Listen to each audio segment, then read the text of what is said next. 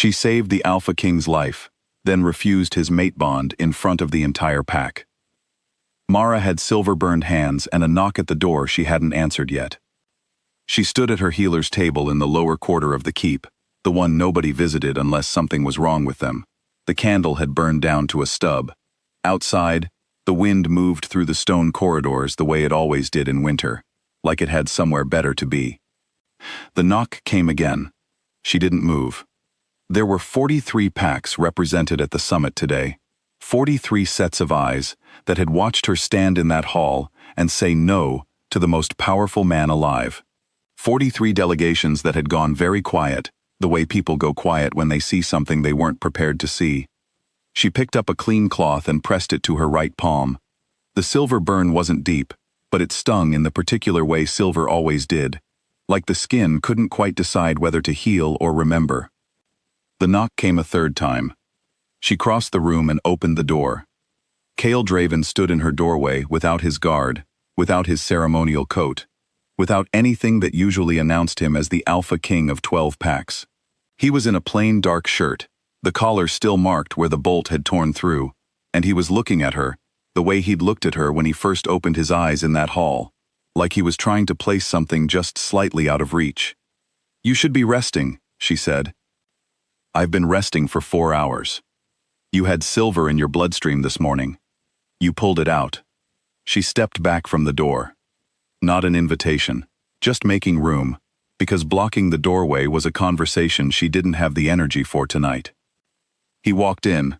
He looked at her table, the small jars, the rolled bandages, the tray of instruments she'd already cleaned and sorted. His eyes moved to her hands. "Sit down," she said. "I'll rewrap that." The bolt wound on his throat was sealed, which was the good news. Silver injuries closed slowly, and often badly, pulling the surrounding tissue inward like a drawstring. She'd packed it with a paste of moonwort and pressed cedar ash before the worst of that could happen, and it had held. He would carry a scar, a thin one, if the next few days went well. He sat in the chair beside her table without argument, which surprised her. Alpha wolves were, in her experience, the worst kind of patient. They sat like they were doing you a favor and left the moment they felt better, which was always too soon. She unwrapped the dressing she'd applied in the hall.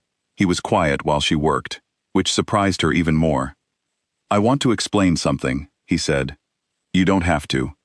I know I don't have to." She pressed 2 fingers gently to the edge of the wound, checking the heat of the skin.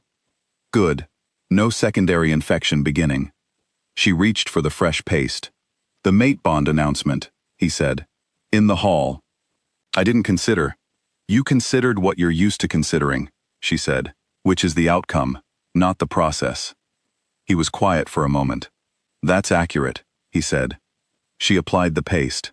He didn't flinch, which meant either his pain tolerance was extraordinary or he was concentrating very hard on something else. "I've never had someone refuse," he said. "I want to be honest about that. I didn't know what to do. You said 4 words and let me walk out. Was that wrong?" She looked at him. He was asking a real question, not a calculated one. She could tell the difference. She'd spent enough years reading people's faces when they were trying to hold something back, and when they were genuinely uncertain. "No," she said. "It wasn't wrong." She began rewrapping the dressing, her movements steady and practiced. The candle threw warm, uneven light across the table. "I know your name," he said quietly. "I want you to know that. I know it wasn't always the case." She tied off the bandage. She had learned, young, that there were 2 kinds of pain, the kind that lived in your hands and the kind that lived somewhere under your ribs where nothing could reach it. The first kind she could treat. The second kind she had learned to carry quietly, the way you carry something heavy over a long distance, adjusting your grip every few miles so the weight didn't settle into any one place permanently. Cael Draven, knowing her name now, 4 hours after she saved his life, landed somewhere in the second category. She didn't say that. "It's late," she said. "You should go back to your rooms." Mara. It was the first time he'd said her name directly. She noticed that. "The bond," he said. "I'm not here to change your answer. I want to be clear about that. I'm here because—" He stopped, started again. "You stayed, when everyone else left, You stayed and you used your own hands, and I don't know how to carry that without saying something about it. She looked at the candle for a moment. I stay, she said, because leaving is a decision, and I've never been good at making it. That's not nobility. That's just the way I'm built. Maybe, he said, but most people built that way have been taken advantage of. She didn't answer. He wasn't wrong. He was, in fact, more right than she expected him to be, and that unsettled her in a different way than his being wrong would have. She pulled a second chair out from beside the table and sat down across from him, because her feet hurt, and the evening had been the longest of her life, and she was tired of standing. Can I ask you something? She said. Yes. The bolt, in the hall. Your guard disappeared faster than the delegates. I watched them move. She paused. How long has that been happening? He held her gaze. Longer than it should have. Do you know why? I have theories. Do your theories have names attached to them? He looked at her for a long moment. Why does that matter to you? Because whoever put you in that chair this morning will try again, she said.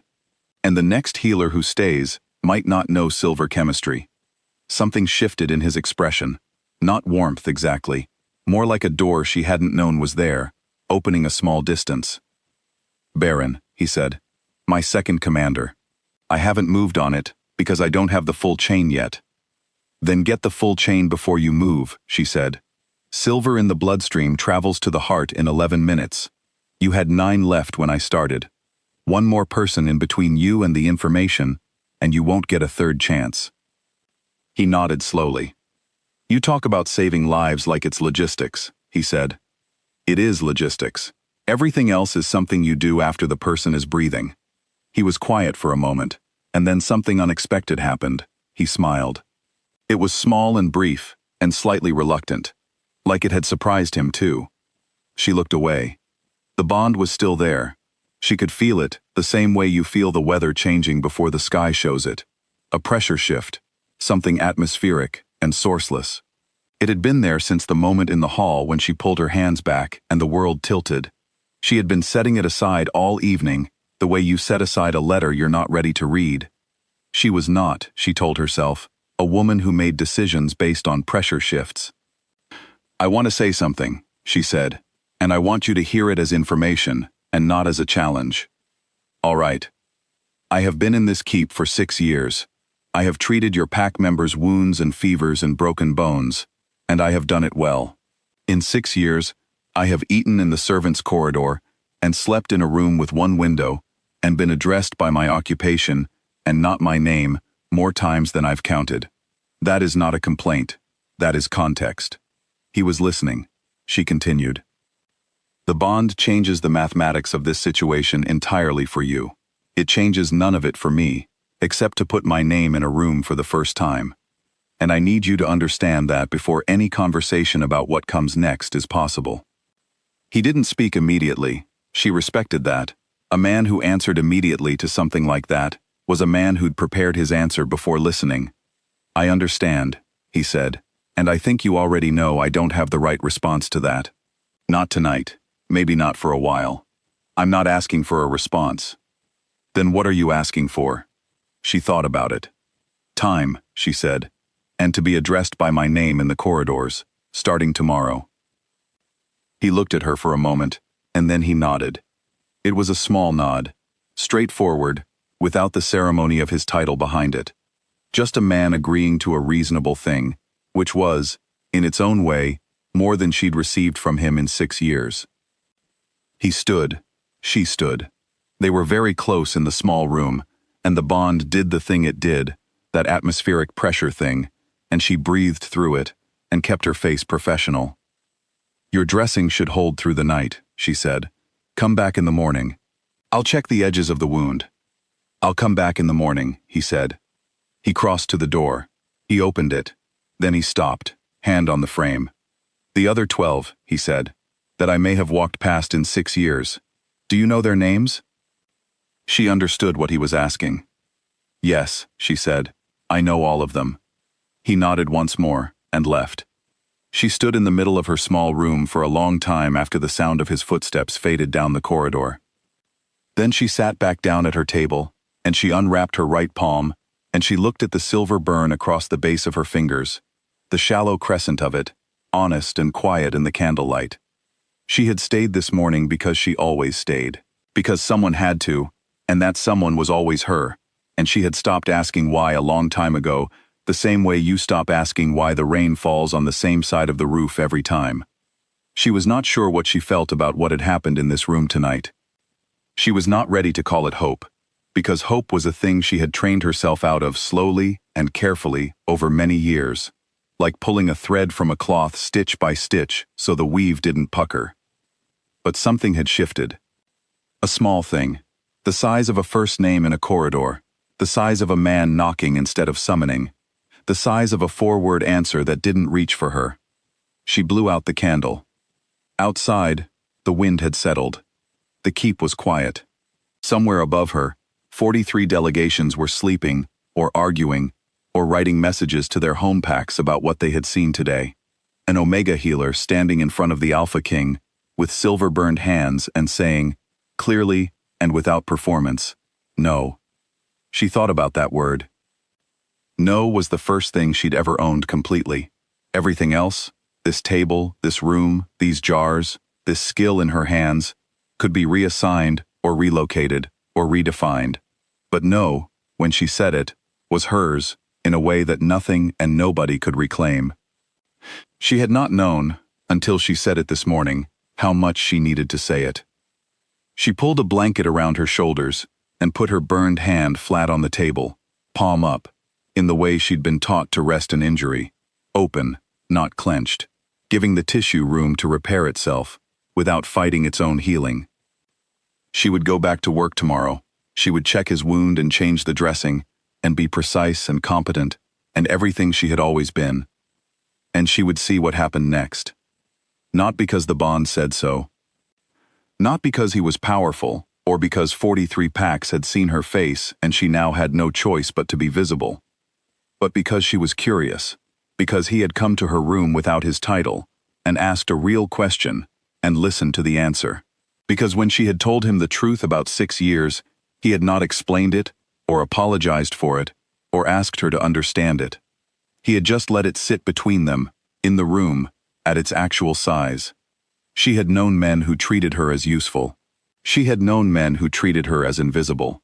She had not previously known this third category, a man who sat in her chair in a plain dark shirt and looked at her like she was a thing he was genuinely trying to understand. She wasn't sure what to do with that yet. She wrapped her palm loosely and lay down on her small bed with one window and listened to the wind come back, softer this time, the way wind comes back after it's been somewhere and has less to prove. Tomorrow her name would be said in the corridors of the keep. That was enough for tonight. That was, she thought, pulling the blanket up, more than enough. She closed her eyes, and for the first time in a very long time, she did not dream about leaving.